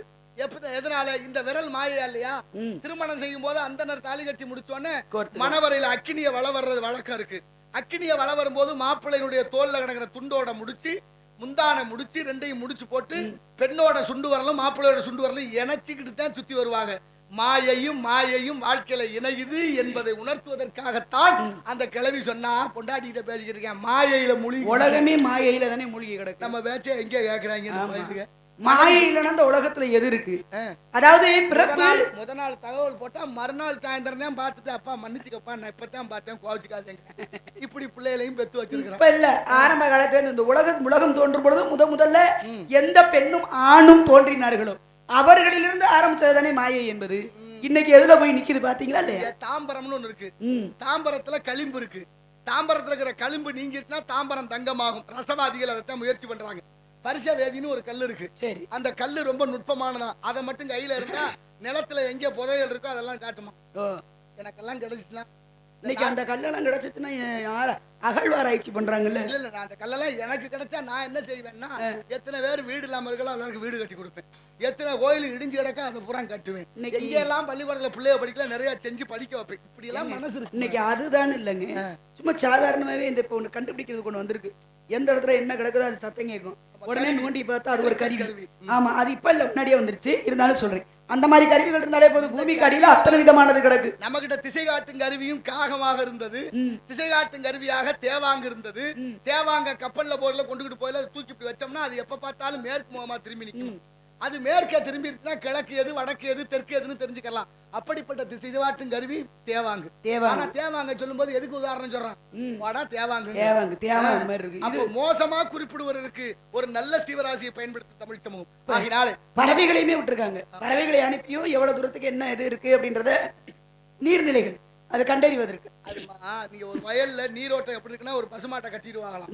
அது சுத்தி வந்து எங்கன படுக்குதோ அங்க நீர் சத்து இருக்கு. அங்கனதான் ஆழ்துளை கிணறு குளிர்ச்சியான இடம். எங்கே சேவல் படுத்து கூவுதோ அந்த இடம் சிறந்தது. அப்படி கண்டுபிடித்தார்கள் முன்னோர்கள். நம்ம தமிழர்கள் அறிஞர்கள் தான். படிச்சா இல்ல, அனுபவ ரீதியா தன் உணர்வு ரீதியாக அறிஞர்களாக வாழ்ந்தார்கள். படுக்கிறதுக்கு குளிர்ச்சியான இடமும் மத்த இடமும் தேடினவங்க இன்னைக்கு நீர்ப்பாசனம் உள்ள இடத்துல வீடு கட்டக்கூடாது. அதனால ஆமை புகுந்த வீடு வழங்காதுன்னாங்க. ஆமை புகுந்த வீடு வழங்காதுன்னா என்ன? அந்த ஆமைக்கு 3 அறிவு தான். அது வீட்டுக்குள்ள போனதுன்னா குடுத்தனத்தே காலி, அதாவது மொத்தமா காலி பண்ணிட்டு போற குடும்பமும் இருக்கு. ஆனா ஆமை புகுந்தால் வீடு விளங்காது என்பதற்கு அது ஏற்க முடியாது. ஆமா, இல்ல அப்படி ஆளுகள்லாம் இருக்காங்க. நான் பார்த்தேன். ஆமையே சேர நாட்டுல கடவுளா கும்பிட்டுக்கிட்டு இருக்காங்க. கேரளாவுல வீட்டுக்கு ஆமை சிற்பம் இருக்கு, அந்த பொருளா இருக்கு, வச்சு கும்பிடுறாங்க. இதெல்லாம் தவறா கொண்டு வரப்பட்ட செய்தி. ஆம்பி பூத்த வீடும் ஆமீனா பூந்த வீடும் உருப்படாது. இதான் பழமொழி. ஆம்பி பூத்த வீடும் ஆமீனா பூந்த வீடும் விளங்காது. ஆம்பினா என்ன தெரியுமா? அந்த காலத்துல காரை வீடுகள் இல்லை, கூரை வீடுகள் இருந்தது. கூரை வீட்டுக்கு உத்தரங்கள் போட்டிருந்தாங்க. உத்தரத்துல மழை நீர் பட்டுட்டா அதுல ஒரு காளாம் பூக்கும். அதுக்கு பேரு ஆம்பி. அப்படி ஆம்பி பூத்துருச்சுன்னா அது இத்து போச்சுன்னு அர்த்தம், இடிஞ்சு போயிடும். அதனால ஆம்பி பூத்த வீடும். ஆமீனா யாரு? கடன் வாங்கி வீடு கட்டியிருந்தா வங்கியில இருந்து வந்து சீல் வச்சுட்டு போயிருவாங்க, ஏலத்துக்கு விட்டுட்டு. அவங்களும் வந்துடக்கூடாது. அதுக்கு முன்னால எல்லாத்தையும் சரி செய்யணும்னு நமக்கு சொல்லி வளர்த்து. ஆனா ஆமை புகுந்த வீடு வழங்காதுதே. இது நீங்க சொல்லணும், அந்த ஆமையை கடவுளா வச்சு கும்பிடுறாங்க. ஏன்னா மகாவிஷ்ணு ஆமையாக அவதாரம் எடுத்தவர் தானே. ஆமை புகுந்த வீடு, அதாவது போராமை புகுந்தால். மனிதனுடைய மனம் என்பது ஒரு வீடு. இந்த மனதிற்குள் பொறாமை புகுந்தால் வீடு வழங்காது. ஆனா இன்னொன்னு இருக்கு. ஆமை இந்த வறட்சியான பகுதியில் வாழாது. நீங்க சொல்லணும், எந்த நீர்நிலைகள் எங்க குளிர்ச்சியான இடம் இருக்கோ அந்த இடத்துலதான் வாழும். அப்ப கடற்கரையில தான் முட்டையிட்டே வைக்கும். அப்ப அந்த ஆமை என்பது நீர் சத்து உள்ள இடத்துலதான் குடியிருக்கும். அப்படிங்கும் போது அந்த இடம் பார்த்து வீடு கட்டினோம்னா வீடு தாங்காது. அதனால சொல்லப்பட்ட ஒரு கதையும் உண்டு. மாத்தி கற்பி கொடுத்துட்டோம். அதனால மக்கள் அறியாமையில இருக்காங்க. இன்னைக்கு வரைக்கும் 79 ஆண்டு சுதந்திர இந்தியா. இந்த மக்களை பார்த்தா ஏழை எளிய பாமர மக்கள் தான் சொல்றாங்க. பாமரர்கள் என்ன அர்த்தம்? படிக்காமல் அறியாமல் அறிவு தெளிவில்லாமல் இருக்கிறதுனால. அப்ப அந்த அறியாமையை போக்க கல்வி எவ்வளவு சிறந்தது? கண்டிப்பா. கற்கை நன்றே பிச்சை புகினும் கற்கை நன்றே. ஆமா, படிக்காமல் இருப்பதை விட பிறக்காமல் இருப்பது மேல் என்றால் பேரறிஞன் பிளேட்டோ. அதனால எவ்வளவு சிரமப்பட்டாலும் அரசு பள்ளிக்கூடத்துல பிள்ளைகளை படிக்கணும் அப்படின்னு ஆசைப்பட்டாச்சுன்னா பிச்சை எடுத்தாது படி. ஆனா படிச்சதுக்கு அப்புறம் பிச்சை எடுக்காது என்று சொன்னார்கள். அப்படிப்பட்ட கல்வி கரையில கற்பவர் நாள் சில என்றார். கற்றலின் கேட்டல் நன்றுன்னு ஒரு அர்த்தம் இருக்கு. சில பேருக்கு கேட்கறது பதியும். ஆனா ஞானம் 2 வகைப்படும். ஒண்ணு படிப்புக்கு தகுந்த வேலை இன்னைக்கு உண்டுதான். ஆனா சில பேர் பட்டதாரிகளாக இருந்தோம். என் படிப்புக்கு தகுந்த வேலை இல்ல, நான் ஏன் இந்த ஊதியம் இந்த வேலையை பார்க்கணும் அப்படின்னு நினைச்சு அந்த பிச்சை எடுக்கக்கூடிய தன்மைக்கு வர்றவங்களும் உண்டு. பிச்சை எடுக்கிறது மட்டும் இல்ல, செத்து போயிருதுல. சில பிள்ளை மரணத்தை தழுவிடுதுங்க. மதிப்பெண் குறைஞ்சு போச்சுன்னா, வெற்றி பெற முடியலைன்னா, வாழ்க்கையில வெற்றி பெற முடியல, விரக்தியில மாணவ சமுதாயம் அப்படி போக கூடாது. இந்த வேலையில இன்னொரு வேலை, எத்தனையோ வழிகள் இருக்கு, தப்பிக்கலாம். வாழ நினைத்தால் வாழ வழியா இல்லை பூமி என்று கண்ணதாசன் ஐயா சொன்னது போல நல்ல இடம் தான். ஆழக்கடலும் சோலையாகுமா ஆத்துக்கங்க. கடலே சோலையாகும் போது ஏன் இவங்க நினைச்சா எதையும் மாத்தலாமே. முயற்சி திருவினையாக்கும் முயற்சியின்மை இன்மை புகுத்தி விடும். ஆபத்து குதவா பிள்ளை அரும்பசி குதவா அன்னம் தாகத்தை தீரா தண்ணீர் தரித்திர மரியா தெண்டி கோபத்தை வேந்தன் அடக்க குறுமொழி கொள்ள சீடன் பாவத்தை தீரா தீர்த்தம் பயன் இல்லை எழுந்தானே. பயன் இருந்தாலும் இருந்தும் பயன் இல்லாமல் இருக்க கூடாது. ஆபத்துக்கு உதவணுமா பிள்ளைன்னு இருந்தா எங்க உதவுது? அரும் பசிக்கு உதவணுமா அன்னம் சோறு. ஆமா சோறு கண்ட இடம் சொர்க்கம். அதுனா என்ன அர்த்தம்? அரும்பசிக்கு உதவணும் அண்ணம். இன்னைக்கு பசிக்காக தான் சாப்பிட்டது, ருசிக்காக யாரும் சாப்பிடல. இல்ல இல்ல ஆமா எல்லாமே கெட்டு போய். பொதுவாவே ருசிக்காக சாப்பிட கூடாது, பசிக்காகத்தான் சாப்பிடணும். விருந்து மருந்து 3 நாள். கிளவியே சொன்னா பசித்து புசின்னா புசி. பசி விருந்து மருந்து 3 நாள் நாங்கல்ல. ஆமா. அது என்ன விருந்து மருந்து 3 நாள்? அப்படின்னா விருந்துக்கு போன இடத்துல விருந்தாளி வீட்டுல 3 நாள் தான் இருக்கணும் அப்படின்னு அர்த்தம் இல்ல. கிடையாது. மருந்து சாப்பிடுறோம்ல, பத்தியா இருக்கிற மருந்து, அது 3 நாள் சாப்பிடணும். விருந்து சாப்பிடுறதுக்குன்னு 3 நாள் இருக்கு. ஞாயிறு திங்கள் செவ்வாய் புதன் வியாழன் சனி அப்படின்னு 7 நாள் இருக்குல்ல. இதுல 3 நாள் மருந்து சாப்பிடணும். என்னென்ன கிழமை? அது சூரியனுக்கு உகந்த 3 நாட்கள். 3 ஞாயிறு செவ்வாய் வியாழன் 3 நாளும் மருந்து. ஆமா ஆமா 3 நாளும் மருந்து. அடுத்து விருந்து எப்ப சாப்பிடணும்? குளிர்ச்சியான நேரத்துல. குளிர்ச்சியான நேரத்துல திங்கள் புதன் வெள்ளி அந்த 3 நாளும். அப்ப மருந்து சாப்பிடுறதுக்குன்னு 3 கிழமை, விருந்து சாப்பிடுறதுக்குன்னு 3 வாரத்துல ஒரு நாள் ஓய்வு. இப்ப நீங்க சொன்னீங்க சோறு கண்ட இடம் சொர்க்கம் அப்படின்னு. எல்லாத்தையும் தின்னு கலைக்கும். சோறு கண்ட இடம் சொர்க்கம்னு. ஆமா என்ன வழக்கம்? சோறு கண்ட இடம் சொர்க்கம்னா போற வீட்டுல சோறு கிடைக்குது இங்கே தங்கிடுவோம்னு நினைக்கிறது அதெல்லாம் கிடையாது. இன்னைக்கும் நம்ம தமிழ்நாட்டுல அதாவது வருடத்திற்கு ஒரு முறை ஐப்பசி மாதம் வரக்கூடிய சதய விழாவின் பொழுது அங்கே பெருவுடையார் ஆலயத்துல சோற்றபிஷேகம் நடக்கும். அவருக்கு சோறை வடிச்சு முழுக்க அந்த சுடு சோறை அப்படியே லிங்கத்து மேல பூசிடுவாங்க. அது நடை திறக்கும் பொழுது அந்த சோற்றை நாம் கண்ணால் கண்டால் கண்டிப்பாக நமக்கு சொர்க்கம் கிட்டும். அதான் சோறு கண்ட இடம் சொர்க்கம். பெருவுடையார் கோயில் தஞ்சாவூர்ல மட்டும் இல்ல, நிறைய சிவாலயங்கள்ல நடக்கணும். அண்ணா அபிஷேகம் நடக்கும். ரொம்ப அற்புதமான விளக்கம். காரணம் இல்லாமல் தோரணம் கட்டுவதில்லை. உன்னை பார்த்து நான் அங்கேதான் அண்ணா அபிஷேகம். ஆவி அபிஷேகம் இங்கேதானே நடக்குது. ஆவுடையார் கோவில்ல அங்க சோறால நடக்கும். சோறை வடிச்சு கொட்டுனா அதுல இருந்து பறக்கிற ஆவிதான். இறைவனுக்கு அங்கே உருவம் இல்லை, லிங்கம் இல்ல, நந்தி இல்ல, கொடிமரம் இல்ல, பலிபீடம் இல்ல, நவக்கிரகம் இல்ல, எதுவுமே இல்லாம ஒரு கோயில். ஒன்று இல்லாமல் ஒன்று உருவாவதில்லை என்று உணர்வதற்காக அங்க கோயில் சிவபெருமான் ஆத்மநாத சுவாமியாக ஆத்மாவாக இருக்கிறார். அம்பாள் யோகாம்பாக இருக்கா. யோகம்னா என்ன அர்த்தம்? ஒன்றுபடுவதுன்னு அர்த்தம். அப்படி எல்லாம் ஒன்றுபடணும், மனம் ஒன்றுபடணும், இயற்கை ஒன்றுபடணும். இன்னைக்கு பெரிய பெரிய ஆலயங்களுக்கு போனோம்னா முன்னாடி நுழைவாயில் இருக்கும். நுழைவாயில பார்த்தா பலவிதமான சாமிகள் அதுலயும் இருக்கும். ஆனா இன்னைக்கு இந்த திருப்பரந்துரை என்று சொல்லக்கூடிய ஆவுடையார் கோவில்ல உடும்பும் குரங்கும் தான் இருக்கும். அந்த வளைவு நுழைவாயில் மனுஷ மனம் ஒரு குரங்கு, குரங்கு போல மனசை அலைவாய விடாம உடும்பு போல இறுக்கி பிடிச்சி அது உதாரணமாக என்னென்ன உதாரணம் பாருங்க. மனிதர்களுக்கு கோவில்களாலே நமக்கு சொல்லப்பட்டிருக்கிறது. இன்னைக்கு திருவானைக்கா என்ற அகிலாண்டேஸ்வரி கோயில்ல யானையும் சிலந்தியும் வழிபட்டது. அது போல அங்க திரு காளஹஸ்தி அப்படின்னுக்கா. ஆமா சிலந்தி, அஸ்தினா பாம்பு. அங்க பாம்பு நாகராஜாவும் சிலந்தியும் அங்கேயும் வழிபட்ட ஸ்தலம். காளஹஸ்தி கண்ணப்ப நாயனருக்கு பெருமை பெற்றது. திருவெரும்பூர் என்று சொல்லக்கூடிய ஊர்ல எறும்புகள் வழிபட்டதான். ஆமா திருச்சி பக்கத்துல எறும்புகளே. ஆமா தேவர்கள் எல்லாம் அசுரர்களுக்கு பயந்து எறும்புகளாக மாறி வழிபட்ட இடம். சமயபுரம் மாரியம்மன் கோயிலுக்கு அபிஷேகம் இல்ல, பால் அபிஷேகம். ஏன்னா அது மண்ணால் செய்யப்பட்டது. மரத்துகளினால் மண்ணால் ஆன சிலைகளும் உண்டு. இந்த உலகத்துல கல்லு மட்டும் கிடையாது, மண்ணால் ஆனதும் இருக்கு, மரத்துகளால் ஆனதும் இருக்கு. அதுங்களுக்கெல்லாம் பால் அபிஷேகம் என்பது கிடையாது. அப்ப எங்க அதே மாதிரி திருவெரும்பூர்லயும் புற்றுதான் சிவலிங்கம். அதனால அங்கேயும் அபிஷேகம் இல்ல. கீழே தனியா ஒரு புன்னைநல்லூர் மாரியம்மன்ட்டையும் அபிஷேகம் கிடையாது. புன்னைநல்லூர் மாரியம்மன் கோவிலையும் அபிஷேகம் கிடையாது. பாடைகட்டி மாரியம்மன் ஒரு கோயில் இருக்கு. இன்னைக்கு உயிரோட நேர்த்திக்கிற வச்சிருக்கோ போய் பாடையில படுத்து அதை தூக்கி சுத்திக்கிட்டு உண்மையிலேயே செத்து போன பணத்தை எப்படி தூக்கிடுறோமோ அப்படி அந்த நேரத்துல பரக்கலா கோட்டைன்னு ஒரு ஊர் இருக்கு தஞ்சாவூர் பக்கத்துல. பரக்கலா கோட்டை. இந்த பரக்கலா கோட்டையில பாத்தீங்கன்னா விளக்க மாதிரி தான் இங்க எது நிவேதனமா கொடுக்கிறது. நிவேதனம் கிடையாது, காணிக்கையாக செலுத்துறது. காணிக்கையாக. அங்க கரூர் மாவட்டத்துல விளக்கமாறுங்கிறது இப்ப வந்த பேரு. அதுக்கு பேரு திருவிளக்கை.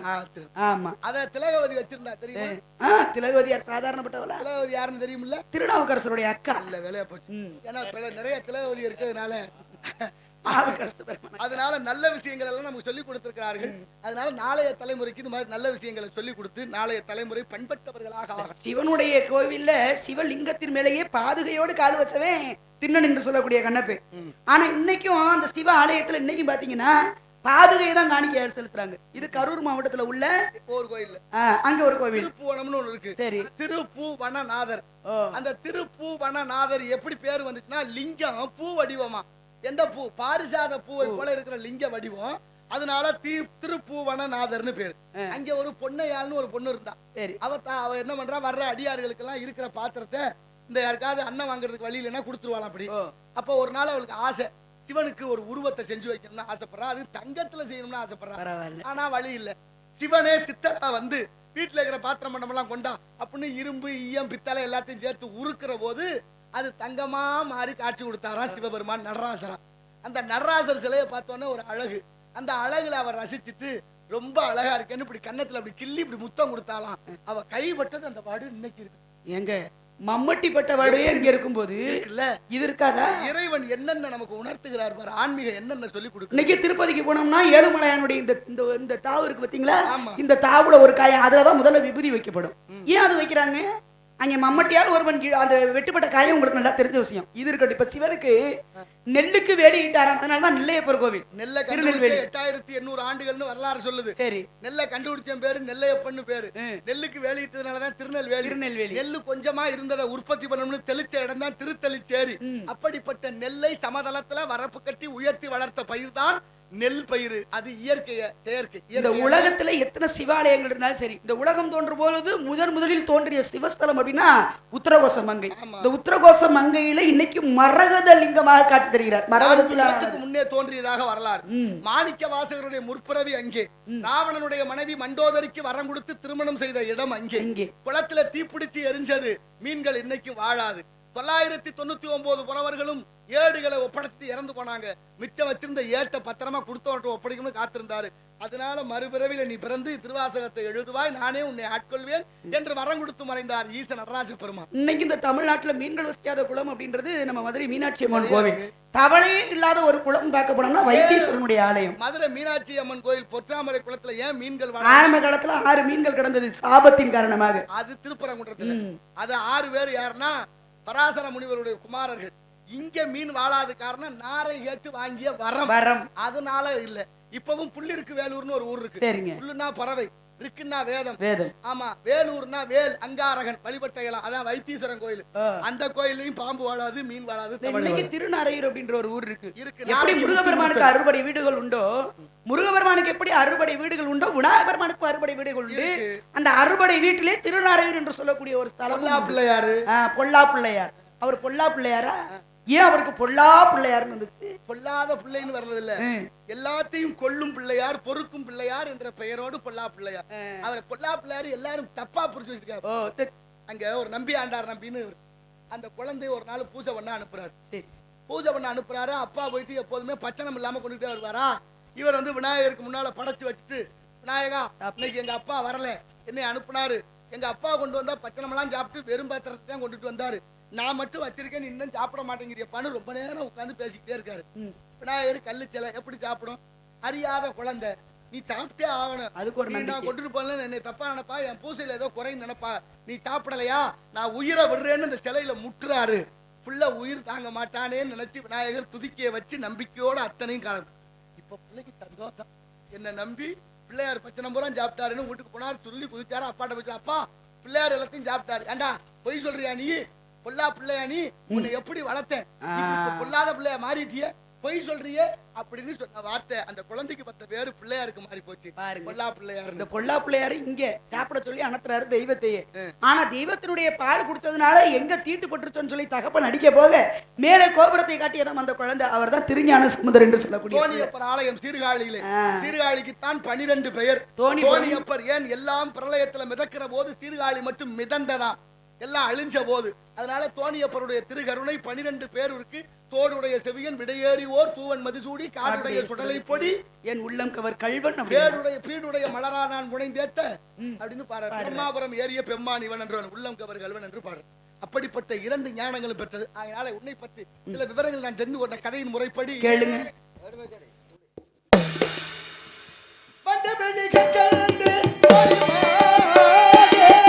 வட்டபிலி கற்கண்டு மொழிமாதே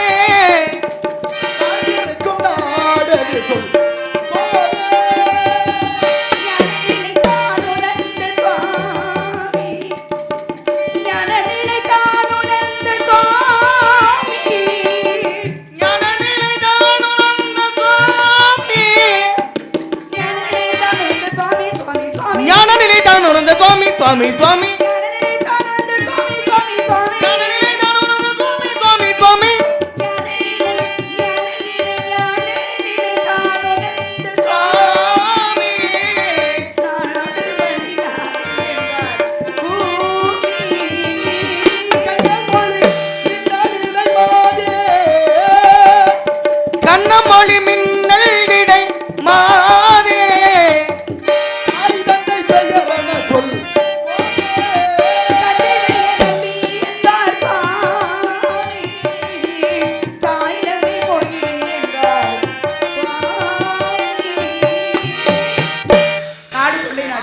பிதா குரு தெய்வம்.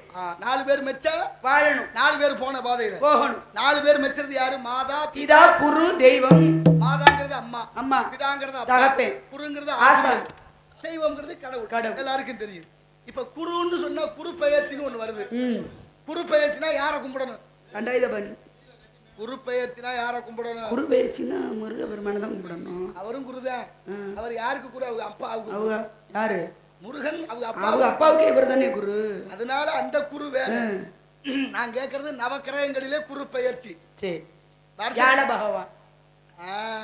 இப்ப குரு பெயர்ச்சினா யாரை கும்பிடணும்? வியாழ பகவான். புத்தி தடுமாறப்படாது. தடுமாறல, இருந்தாலும் இவரும் குரு தானே. நான் அந்த இதுக்கு வந்தேன். இவர் குரு எப்படி குருன்னா உருவாய் அருவாய் உளதாய் இளதாய் மறுவாய் மலராய் மணியாய் ஒளியாய் கருவாய் உயிராய் கதியாய் விதியாய் குருவாய் வருவாய் அருள்வாய் குகனே. அவரும் குருதான். அந்த குரு வேற. குரு பார்க்க கோடி நன்மை. குரு குருனே பார்த்தா கண்ணுதான் வலிக்கும். ரொம்ப பேர் குரு குருனே பாக்குறாங்க. எதுக்கு பாக்குறாங்கன்னே தெரியல. கண்ணை கடுக்கலையாமா? பல ஓடிக்காது, ரத்தம் கட்டி போயிருமே. நான் கொஞ்சம் தொலைநோக்கு பார்வையோட நம்ம பார்த்து என்ன புண்ணியம்? அவர் பார்க்கணும் நம்மள. நீனு ஒரு நோக்கமா தான் வந்திருப்ப. நான் நோக்கமாத்தான் வந்திருக்கேன். குரு குருனே பார்த்துக்கிட்டு இருக்கேன், பார்க்க மாட்டேங்கிறாரு. ஆனாலும் உனக்கு வியாழ நோக்கம் வந்துருச்சு. பத்தியெல்லாம் அந்த குருவோட நோக்கமே வந்துருச்சு. இப்ப குரு பெயர்ச்சினா சிவாலயத்துல இருக்கிற தட்சிணாமூர்த்தியை கும்பிடக்கூடாது.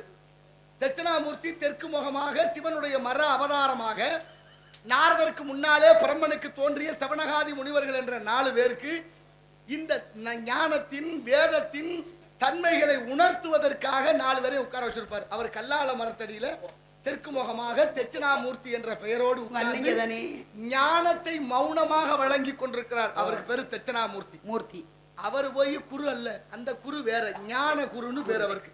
இப்ப நமக்கு வருஷத்துக்கு ஒரு முறை குரு பேருதுல சாதகத்துல, அந்த சாதகத்துல பேர்ற குரு தான் நீ சொல்ற வியாழ பகவான். தேவர்களுடைய குரு பிரகஸ்பதி. பிரகஸ்பதி அசுரர் குரு சுக்கிராஜ். வியாழக்கிழமை அந்த நவக்கிரக குருவை வழிபடணும். வெள்ளிக்கிழமை சுக்கராச்சாரியாராகிய சுக்கிரனை வழிபடணும். 7 கிரகம் தான் 7 கிழமையா இருக்கு. ஆனா கிரகம் 9 இருக்கு.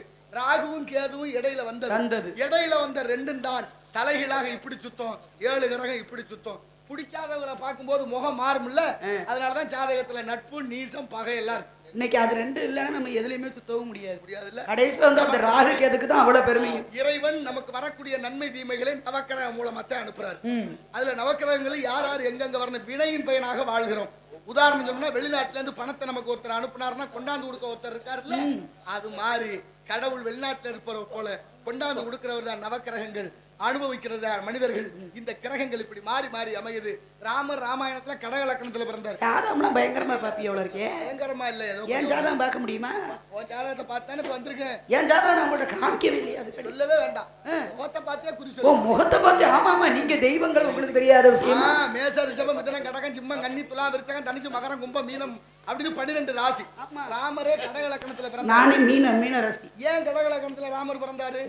கஷ்டப்படாம கடகலக்கத்துல பிறந்தது எதுக்காகனா மனைவியோட நெடுநாள் வாழாத இருப்பதற்காகத்தான். கஷ்டம். மனைவியை பிரிஞ்சு 14 ஆண்டுகள் காட்டிலே வாழ்ந்தார் என்பதற்காகத்தான்.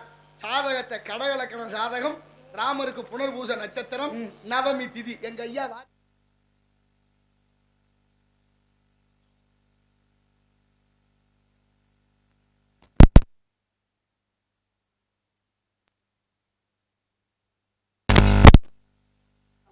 மனைவியே கிடைக்கலையே. பலெல்லாம் பல காரணங்கள் இருக்கு. ராமர் ஜாதகமே கையில இருக்கு. அதெல்லாம் இருக்கட்டும். ரொம்ப கொடுத்து வச்சிருக்கணும் ராமர் ஜாதகம். கண்டிப்பா. நீங்க ஏன் ஜாதகம் பார்த்தீங்க? நீங்க என்ன ஜாதகம் பார்த்தேன்னா உன் ஜாதகம் தகுந்தான ஒரு மாப்பிள்ளை விசாக நட்சத்திரத்துல பார்த்துட்டு வந்திருக்கீங்க. நீங்க மாப்பிள்ளை பார்த்து வந்திருக்கீங்களா? ஆமாம்மா. அதானே வந்து ஜாதகத்தை பத்தி சொல்லவே நான் கொஞ்சம் சுதாரிச்சிருக்கணும். ஆமா, என் ஜாதகத்துல மாப்பிள்ளை எப்படி அமையும் அப்படின்ற விஷயம் உங்களுக்கு தெரியும் தானே? ஜாதகத்தை நம்புற ஒரு கூட்டம் இருக்கு. சரி. ஜாதகத்தை நம்பாத ஒரு கூட்டம் இருக்கு. சாதகத்தை நம்புறவங்க நல்லது ஐயான்னு ஏத்துக்கிறாங்க. சாதகத்தை நம்பாதீங்க. மக்களை மூட பழக்கலவத்துக்கு தள்ளாதீங்க. உழைக்க சொல்லுங்க, நம்பிக்கையை வளருங்க, அறிவியலை நம்புங்கன்னு சொல்றாங்க. ஆனா அறிவியலை வளர்த்த இந்த உலகத்துல அறிவியலாளர்கள் ஸ்டீபன் ஹாக்கிங், அந்த கிளார்க், இப்படி எத்தனையோ விஞ்ஞானிகள் இருந்தாங்கல்ல. எல்லா விஞ்ஞானிகளும் சொன்னது என்ன தெரியுமா? கடைசியா மேல ஒரு சக்தி இருக்கு, அது இறைவனா கூட இருக்கலாம், அவரவர் என்னப்படின்னு விட்டுட்டாங்க. மாணிக்க வாசகர் சொல்றாரு, மேலை வெளியில் ஒளிரும் பரஞ்சுடர் நக்கீரர் சொன்னது போல மாணிக்க வாசகர் புவன பழங்கலம்ங்கிறார். அண்டை வெளியில் உண்டை பெருக்கம்ங்கிறார். விஞ்ஞானம் தான் அது ஆன்மீகத்துல இருந்தே வந்தது. புராணம் தான், அதுக்குள்ளதான் நிறைய அறிவியல் இருக்கு. அந்த அறிவியலை ஆன்மீகத்தோடு கற்றுக்கொண்டால் இந்த அண்ட வெளியில தான் சத்தமும் கேக்கு. சத்தம் வந்துட்டே ஓங்காரநாதம். ஓர் எழுத்துக்குள்ளதான் 6 எழுத்து. என்கிட்ட ஒருத்தர் தொலைபேசியில தொடர்பு கொண்டு, ஐயா நீங்க வந்து முற்போக்கு சிந்தனையை உடைக்கிறீங்க, நீங்க வந்து ஆன்மீகத்தை அதிகமா பேசுறீங்க, அறிவியலை சொல்லுங்க, ஆன்மீகத்தை விட அறிவியல் தான் சிறந்தது, அறிவியல் தான் எதிர்காலத்துக்கு தேவைன்னு.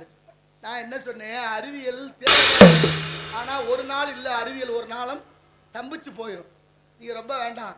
ராமாயணத்துல கம்பர் பாடின ஒரு பாட்டு உதாரணம் இருக்கு. அணுவில் சதவுர்னு பாடி இருப்பாரு. அணு என்பது கண்ணுக்கு தெரியாது. இன்னைக்கு அணு உலக இருக்குல்ல, கூடங்குள அணுமின் நிலையம், கல்பாக்க அணுமின் நிலையம். இந்த அணு மின் நிலையம் என்பது கண்ணுக்கு தெரியாத அணு கதிர். அந்த அணு கதிர்ல 100% இருக்கான் கூறு, 100 கூறு இருக்கான். அணுவே பார்க்க முடியாது, அதுக்குள்ள 100 கூறுனா அதை யாரு கண்டுபிடிச்சாரு? கம்பர் கண்டுபிடிச்சாரு. கம்பர் பாடுறாரு அணுவில் சதகூர்னு. இன்னைக்கு வரைக்கும் அறிவியல் பேசுற, விஞ்ஞானம் பேசுற யாராவது 100 சொல்லியிருக்காங்களான்னா சொல்லல. பாட புத்தகத்துல அணுவில் 96 காண்கன்னு முடிச்சு விட்டான், 4 இன்னும் கண்டுபிடிக்க முடியல. அப்புறம் என்னையா அறிவியல் பெருசு, ஆன்மீகம் தான் பெருசு என்பதை சொல்லிக்கிறேன். ஆகையினாலே உனக்கு மாப்பிள்ளை சாதாரண மாப்பிள்ளை இல்ல, உலகத்துல பெரிய குடும்பம். பெரிய குடும்பம்னா எனக்கு வேணாம் சாமி. அந்த வீட்டுல போய் சோறு வடிச்சு கொட்டுறதுக்காக நான் போயிட்டு இருக்கேன். எனக்கு தயவு செஞ்சு இந்த கல்யாணம் வேண்டாம். நிறைய வீட்டுல சோறு ஆக்குறதே இல்ல. ஏன் நான் ஆக்கிடுவேன், கடையில போய் வாங்கி வாங்கி அப்படி தின்னா என்னதுக்கு ஆகுறது, உடம்பு கட்டுரும் இல்ல. நானே என் வீட்டுக்காரர் மட்டும் இருந்தோம்னா சொல்லுங்க, சின்ன ஒன்று பானையில சோறு ஆக்கி தின்ட்டு இருப்போம். கூட்டு குடும்பமா எனக்கு வேண்டவே வேண்டாம். கூட்டு குடும்பமா இருந்தா நட்பு இருந்தது, நயம் இருந்தது, அன்பு இருந்தது, பாசம் இருந்தது, ஈகை இருந்தது, இரக்கம் இருந்தது. இதெல்லாம் இந்த காலத்துல தேவையே இல்லை. பாசம் பற்றி எதுவும் தேவையே இல்லை. ஆமா, இன்னொரு விஷயம், பணம் காசு நிறைய இருக்கா? காசு வேணும். காசுல பணம் இல்லைன்னா பணத்துக்கு சமம் இல்லையா? ஆமா ஆமா ஆமா, அதுதாங்க சொன்னிச்சு. நாம் இருவர் நமக்கு இருவர், அதிகமா பிள்ளை பத்துக்காது. அப்புறம் நாம் இருவர் நமக்கு எதுக்கு 2 பேரும் ஒரு ஆள் போதும்னா, அப்புறம் நாம் இருவர் நமக்கு எதுக்கு இன்னொரு ஆள், நம்ம 2 பேரும் குழந்தையா இருப்போம்னா, நீ ஒரு குழந்தை நான் ஒரு குழந்தை, நமக்கே குழந்தை. நம்ம 2 பேருமா சேர்ந்து தனியா தான் போய் சுடுகாட்டுல படுக்கணும். அப்ப எவ்வளவு உயர்வா இருந்தது இந்த நாடு. தமிழ்நாடு குழந்தை பிறப்பு சதவீதம் குறைஞ்சுக்கிட்டே இருக்கு, மக்கள் தொகை குறைஞ்சு போச்சு தமிழ்நாட்டுல மட்டும். ஆனா இந்தியா 142 கோடியை தொற்றுச்சு. ஆக்கியானம் பேசி என்ன பண்ண அதெல்லாம் ஒரு விஷயம் சொல்லவா, மக்கள் தொகை குறைஞ்சிருச்சு, பிறப்பு குறைஞ்சிருச்சு. நீங்களே இதுலயும் பெண் பிறப்பு என்பது குறைவாச்சு, ரொம்ப குறைவா போச்சு. பெண் பிறப்பு என்பது குறைவையா தெரியுமா? அது ஒரு காலத்துல பொம்பளை பிள்ளைய பார்த்துட்டோம்னா இந்த சனியை எதுக்குன்னு கள்ளிப்பால் கொடுத்து கொண்டாங்களே, நெல்லெல்லாம் போட்டு கொண்டிருக்காங்க. இந்த சனியை இது எதுக்கு செலவுக்கு வந்த சனியை, அந்த வரலாறுகள் எல்லாம் படிச்சா நிறைய ரொம்ப வலிக்குதுமா. சரி கட்டா. அதனால அழகன் குலகன் குக்குடகதாரி சேயோன் செப்பேர் செட்டி மகன் புரிந்து அருவம் உருவமாகி அனாதையாய் பலவாய் ஒன்றாய் பிரமமாய் நிறசோதி பிளம்பதோர் மேனியாகி கருணை ஒரு முகங்கள் 6 கரங்கள் 12 கொண்டே ஒரு மாப்பிள்ளை பேரே சொல்ல மாட்டீங்களா? எப்ப பார்த்தாலும் அவரே பேசிட்டு இருக்கியா? அவர்தான் முருகப்பெருமான். சத்து சித்து ஆனந்தன். என்ன சொன்னீங்க? சத்து சித்து ஆனந்தன். சுவாமி கந்தபெருமானி, கதிர்வேலா, கார்த்திகேயா, வடிவேலா, சண்முகா சண்முகா, இவர் எனக்கு மாப்பிள்ளை. தயவு செஞ்சு எனக்கு வேணாம் சாமி, இதெல்லாம் ஒரு பொழப்பா? எது பொழப்பு?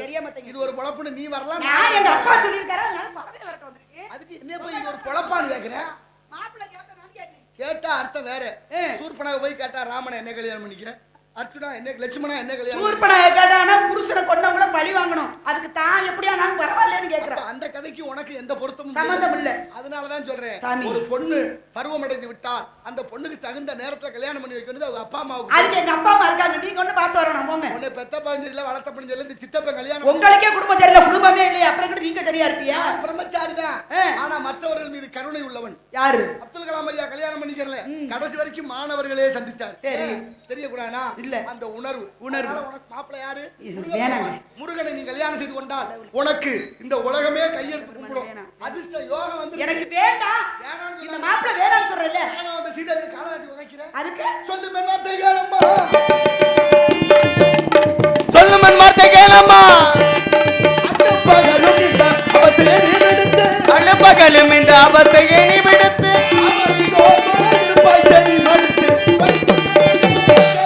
கொடி வடிவங்கள் கோத்திரத்தில்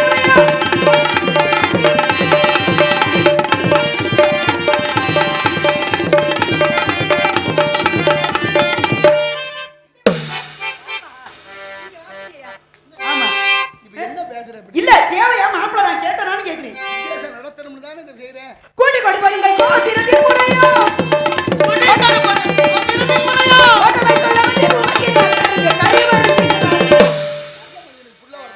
எனக்கு கோபம் வருது. பாத்து கேக்குற கேள்வியா? கோபம் வருது. கோபம் இருக்கிறதுல தான் குணம் இருக்கும். எனக்கு உங்கள்ட்ட குணத்தை காமிக்க முடியாது. குணம் நாடி குற்றம் நாடி அவற்றுள் மிகை நாடி மிக்க கொள்ளல் என்பார் வள்ளுவர். அதனால இன்று பொழுது அஸ்தமனம் ஆவதற்குள் அந்த சிக்கல் சிங்கார வேலவனை வர செய்து உன்னை திருமணம் செய்து கொடுக்காவிட்டால் சத்தியம் சத்தியம் வைத்தியம் வைத்தியநாதன் மகன் அது வரைக்கும் இது பத்தியம் அடிக்கிற